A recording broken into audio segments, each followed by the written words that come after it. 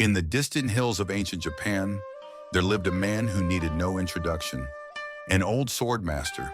He rarely left the temple grounds, rarely spoke, and almost never drew his blade. And yet, his name traveled from village to village, whispered with respect and a bit of fear. He hadn't fought in years, not because he couldn't, but because he didn't need to. To many, that made him a mystery. To others, a legend. Far away, a young samurai heard these tales. Proud, eager, ambitious. He had trained hard, bested many, but still, no one spoke his name with reverence. And so he made a decision. If I defeat the silent master, he thought, I'll become greater than a legend. I'll become feared. He packed his blade and traveled for days, his heart filled with fire and noise. When he arrived, he did not whisper. He marched through the center of town shouting, "Where is this so-called master? Or has he grown too old to face someone younger and stronger?" The townspeople avoided his gaze. Some walked faster. Others looked at him with pity, but no one responded. No one wanted to challenge the one who lived in silence. Guided by curiosity or arrogance, maybe both, the young warrior found the master in a garden behind the temple. He was seated under a cherry tree, a bowl of tea in his hands, watching the ripples on its surface. No guards, no sword, no fear.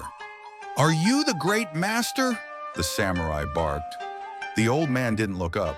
He simply raised the cup to his lips and sipped, as if the question had never been asked.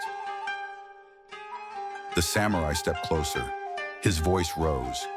He insulted the master's age, his silence, his reputation. He paced, he yelled. Each word was louder than the last, meant to provoke, to ignite a duel. But the old man remained still. His gaze never left the tea. To him, the storm had already passed. The garden echoed with shouts for nearly an hour. The samurai's chest heaved with breath. His hands curled into fists. But the master, he blinked, sipped, not a word. And slowly, the samurai's rage began to fade into confusion, then into shame. He turned, walked away, and no one stopped him. Later that evening, as the wind danced with fallen petals, a group of students approached the old master. "Sensei," one asked gently, "why didn't you say anything? He mocked you in front of all of us. We were ready to defend your honor." The master smiled, not with arrogance, but with calm, as if the world itself had whispered something only he could hear. He finally spoke. "If a man brings you a gift of anger and you refuse to accept it, to whom does the anger belong?" He looked into his tea again. "Some people carry fire hoping to burn others, but if you refuse to be their kindling, they're left only with smoke."